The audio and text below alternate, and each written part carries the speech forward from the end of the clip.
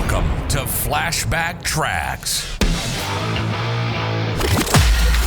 Travel back in time each Friday to an era of big hair, leg warmers, and Walkmans. Far out. Veg out with some clips from Downtime Broadcasting's promotional audio cassette magazine from the 80s and 90s, right here on the World Wide Web.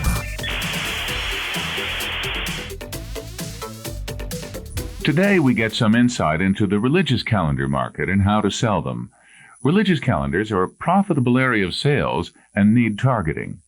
We spoke with Charlie Busick, General Manager of the OK Blue Diamond line. Charlie, who are the key prospects for religious calendars? The number one buyer of religious calendars is funeral homes. Second to that is banks, savings and loans. In other words, financial institutions. Charlie, why is a religious calendar a good advertising investment? What the advertiser truly buys in this is his advertising and a free distribution into probably the best profile home in the country.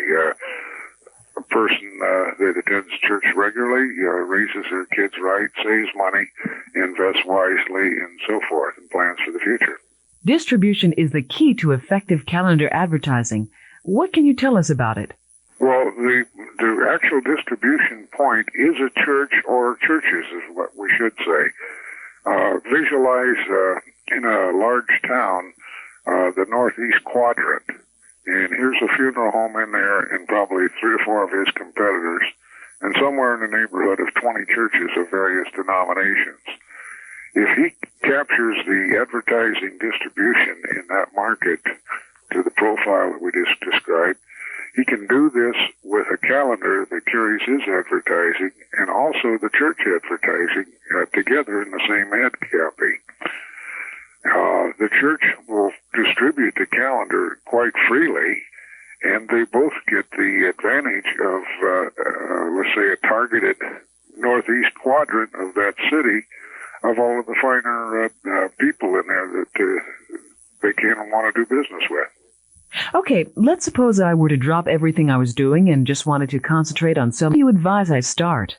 Well, very first thing I'd do is I would prepare quite simply by going into last Saturday's newspaper where the churches buy paid advertising. In lieu of that, I'd go to the Yellow Pages, and many of them even break this out into the quadrants of cities or easily by villages or whatever. And one of the key guides is the first 3 digits on a telephone number, which is more pure than a zip code number. It runs to 10,000 people to the first 3 digits of a telephone number. And I'd separate the churches that are in that area and, quite frankly, solicit those churches quickly to see if they had a calendar that was given to them free that carried their advertising free. Thank you, Charlie, for your insights into the religious calendar market. Travel back in time with us next Friday as we share more clips from the 80s and 90s on another rad episode of Flashback Tracks, exclusively on Promo Corner. Time to bounce.